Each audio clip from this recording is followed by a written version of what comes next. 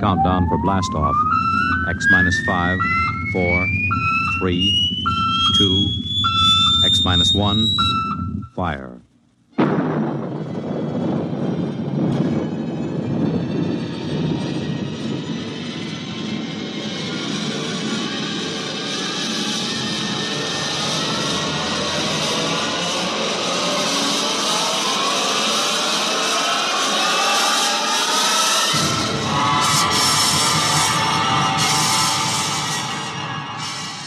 From the far horizons of the unknown come tales of new dimensions in time and space. These are stories of the future, adventures in which you'll live in a million could-be years on 1,000 maybe worlds. The National Broadcasting Company, in cooperation with Galaxy Science Fiction Magazine, presents X minus 1.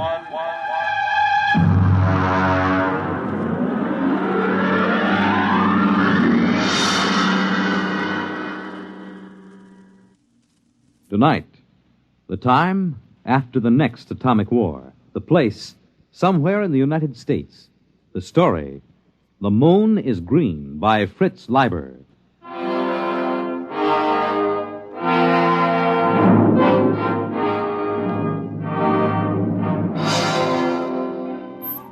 The moon was green. Green as emeralds, green as leaves, green as grass. I reached my arms toward it and let it bathe me. I closed my eyes and let it kiss me. Effie! Effie, where are you? Oh, dear Lord, he mustn't see it. It's so beautiful, and he always kills beauty. Effie! In the bedroom, Hank. I've got to close the shutters before he comes. Mustn't. Effie! What the devil are you doing? Close those shutters, you fool! Come away from there. You're trying to destroy yourself and me, too. You know those shutters are not safe to open for another 5 years. I only wanted to look at the moon. The moon? Here, count yourself for radiation. You know what the Central Committee would do to you for breaking the lead shield? Kill me. I wouldn't mind. Don't talk like that. Would it be so different from being shut up in a lead coffin the way we are now? Would it be worse than the eternal thud of the air conditioners and the radiation filters? Be still and count yourself. Good Lord. We're past the danger zone. Oh, wait a minute. Did you take off your watch? No. Well, give it to me. You fool. You little fool. What am I going to do with you? Can't you understand what kind of a world you're living in? Can't you?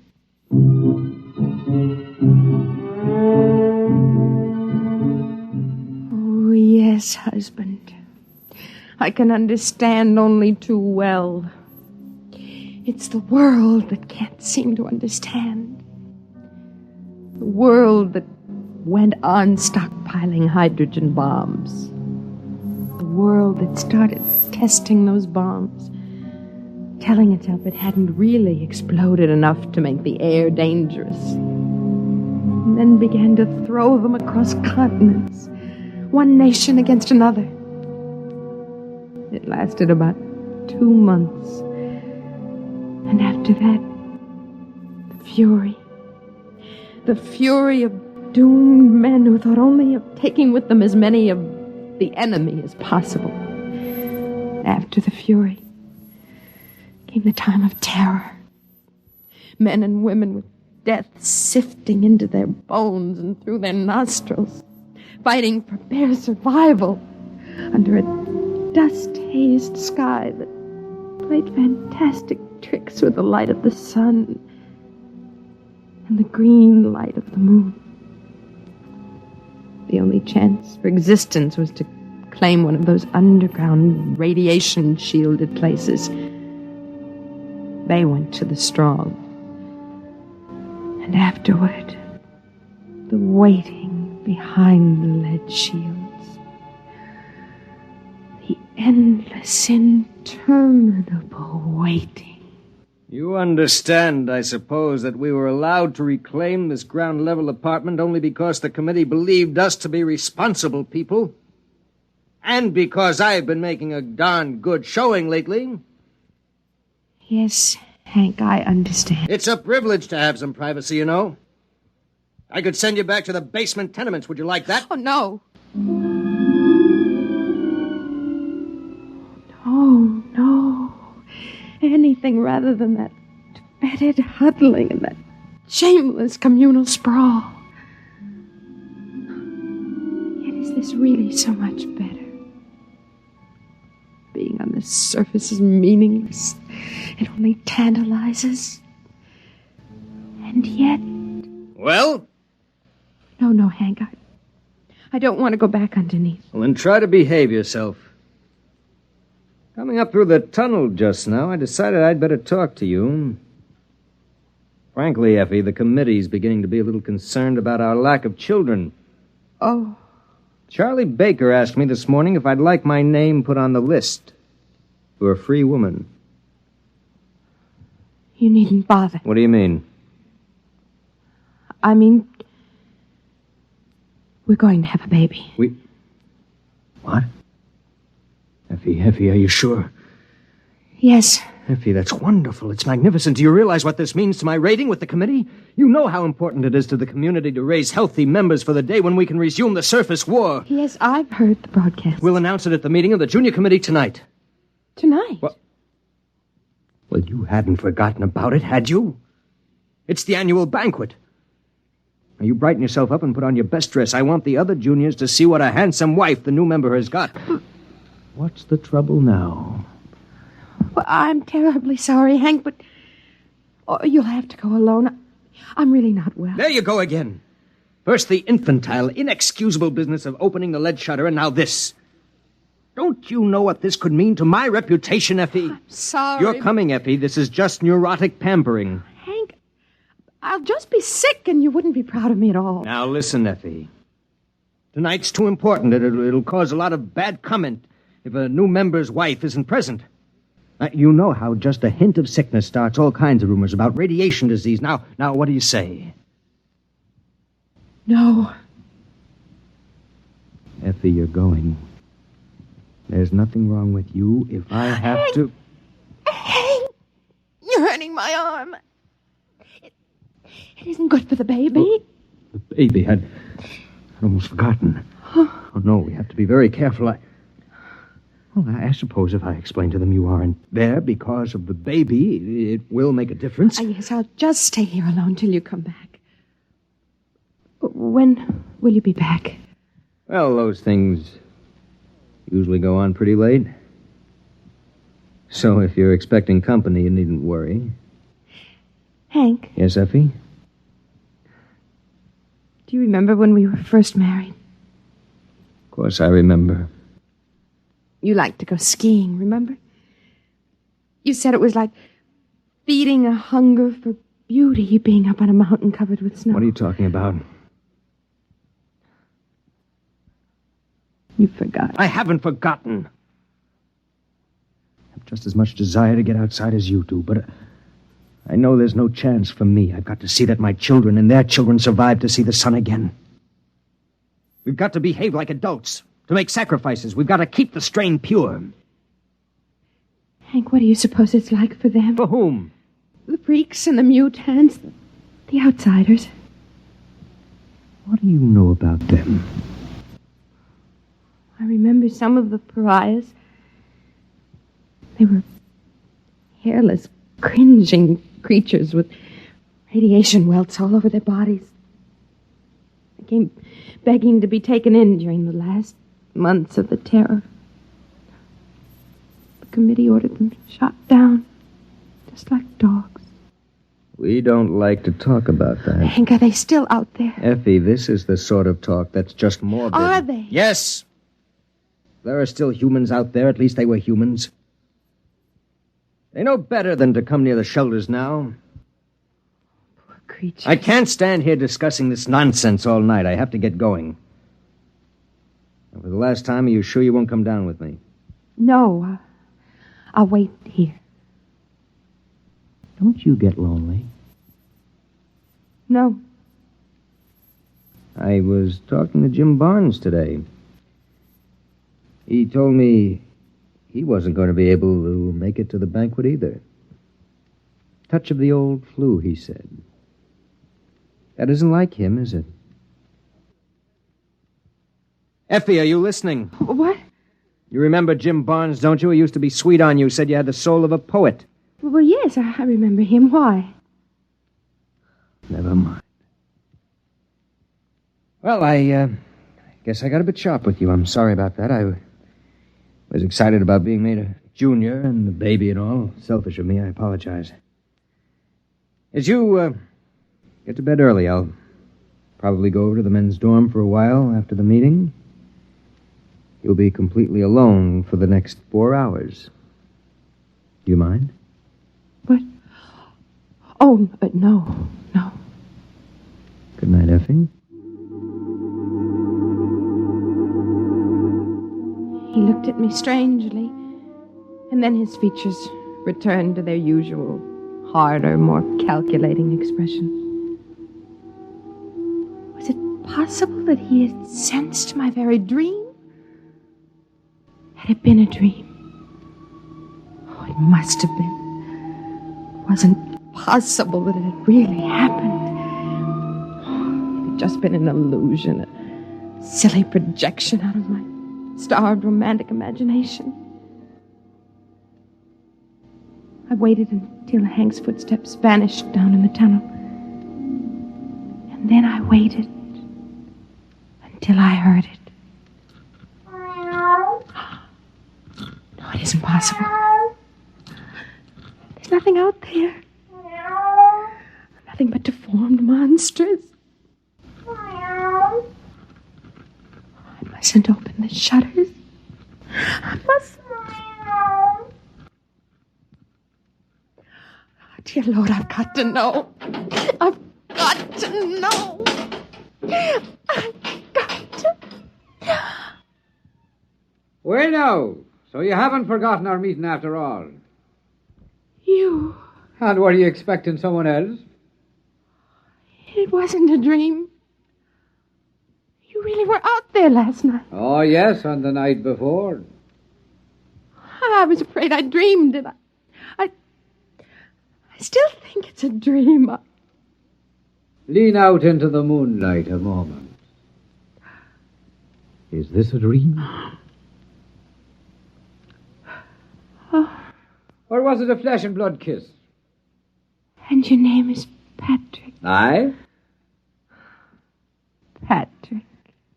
Well, now, did you open the window to find God's own breath, the fresh evening air, or did you open it to invite me in? Oh, of course. Come in. Come in. Come, Joe Lewis.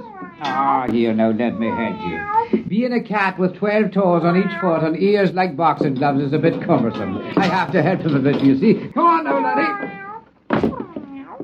There, now.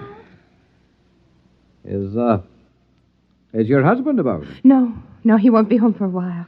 Well, still, I'd better close the shop. Oh, no. Leave them open. The radiation? I don't care. I want to see the moonlight. Aye. Would you have a bit of food? Joe Lewis and I are starved for a bite to eat. Oh, yes. Yes, I'll get it. Oh, Effie. Yes. Oh, but you're a fair creature. Thank you.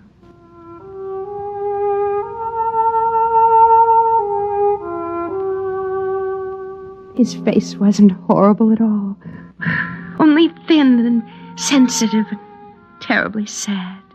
And there were no radiation welts or scars on his skin.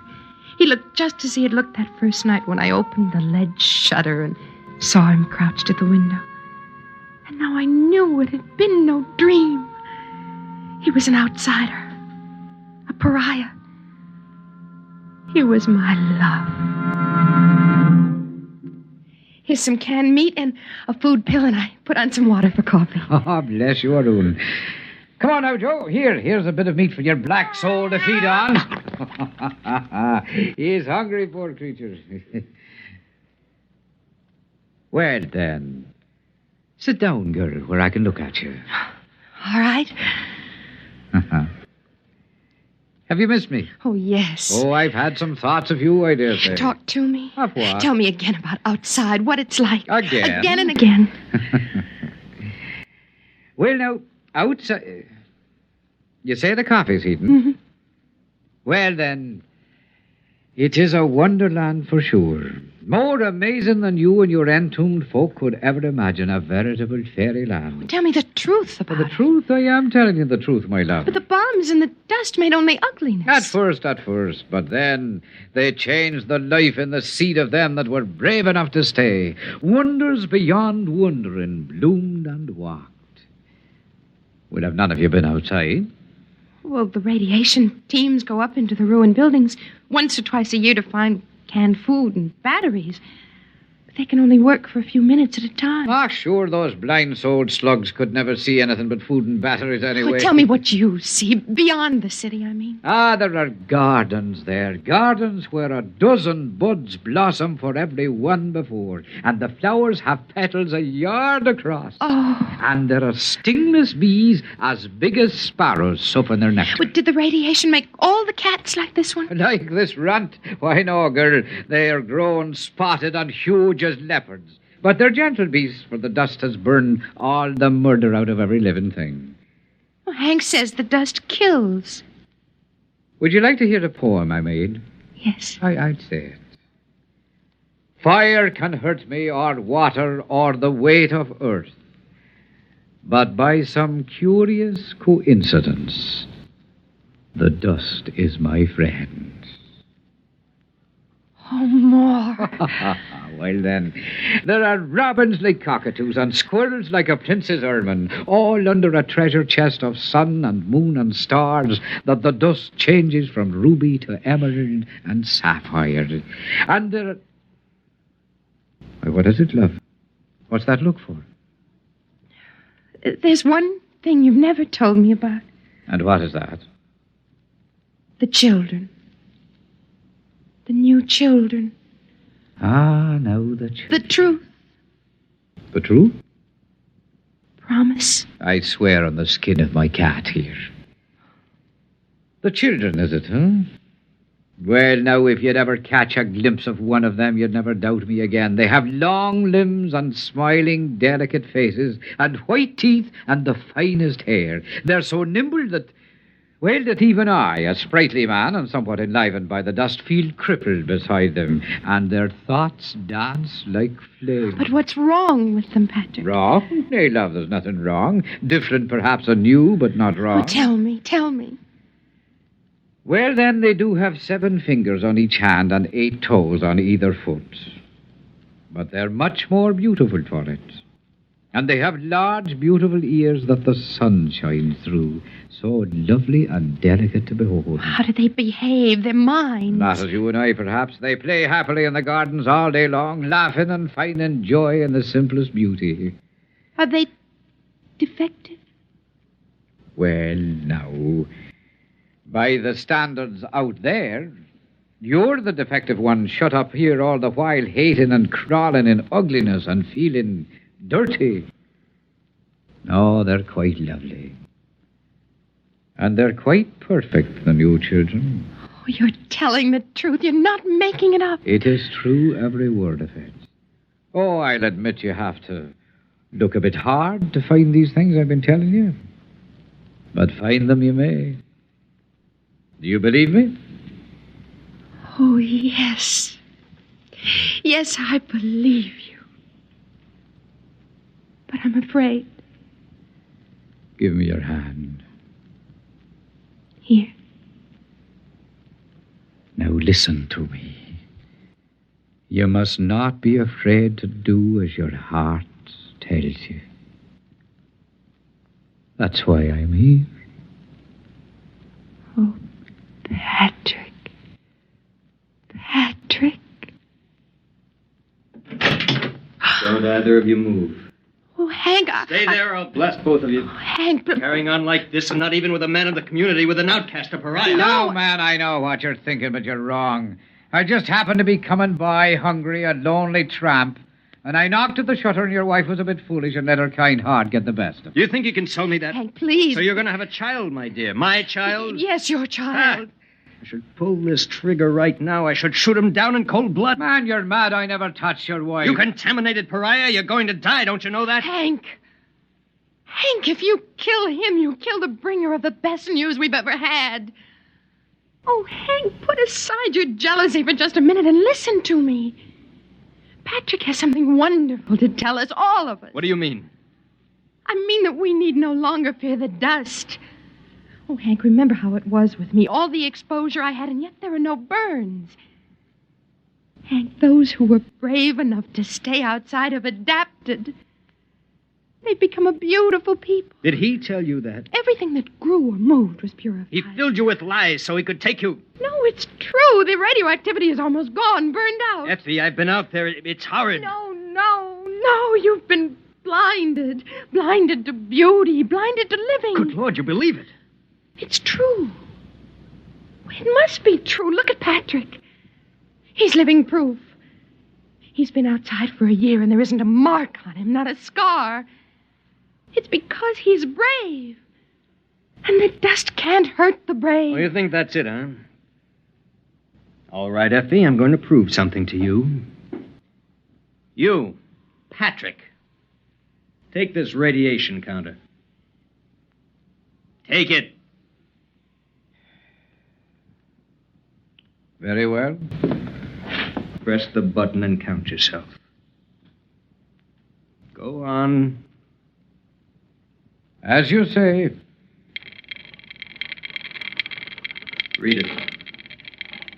Read it!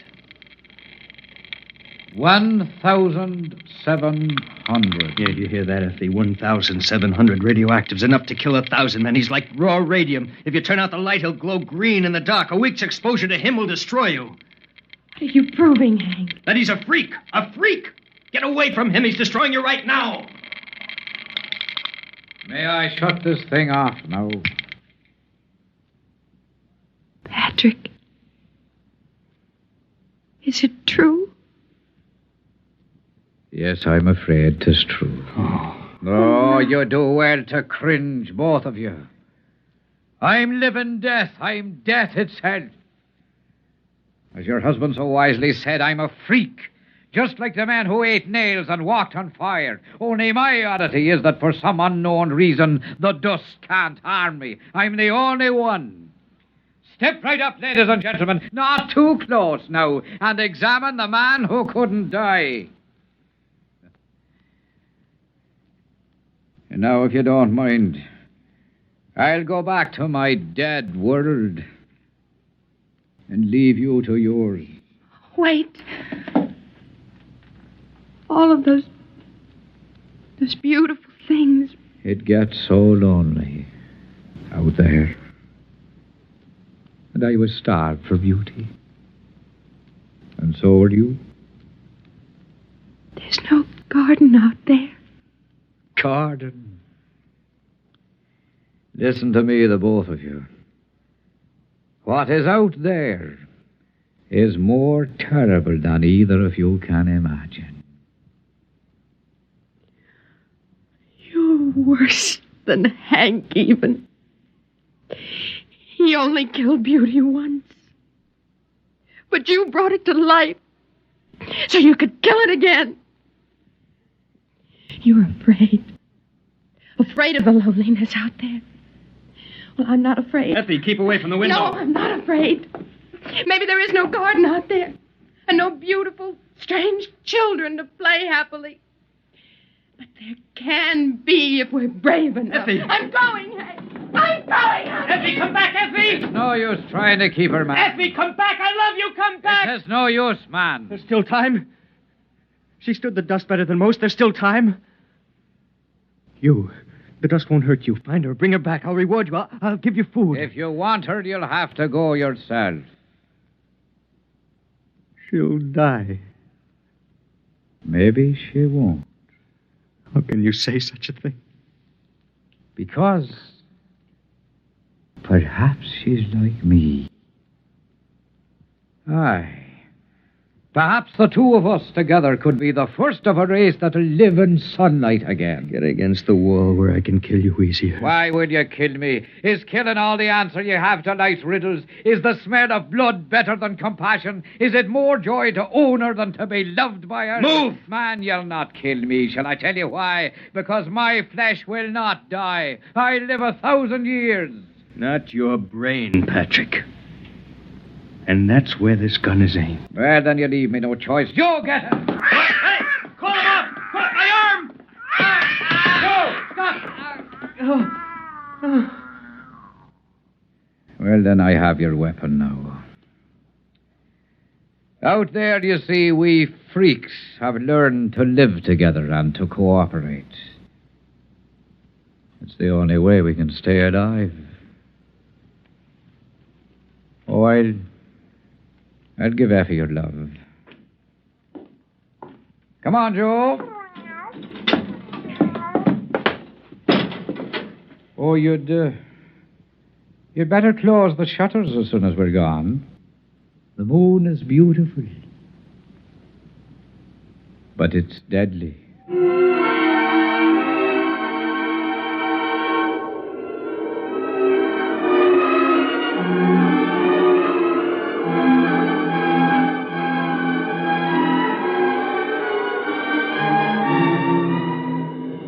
I was waiting for him at the end of the ruined street. When we looked back, we saw Hank closing the lead shutters on himself. We were alone in the world. Above us, the moon was green. I bent and picked up a handful of the dust and let it trickle through my fingers. And I remembered the words of Patrick's poem. Fire can hurt me, or water, or the weight of the earth. But by some strange coincidence, the dust is my friend.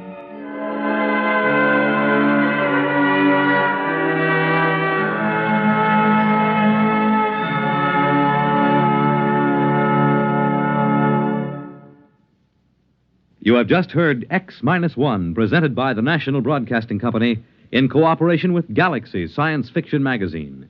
Tonight, by transcription, X-1 has brought you The Moon is Green, a story from the pages of Galaxy written by Fritz Leiber and adapted for radio by George Lefferts.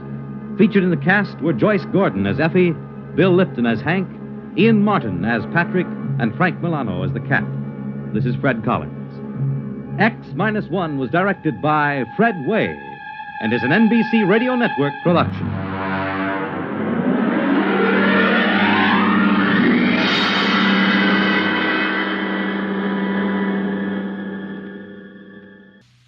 X-1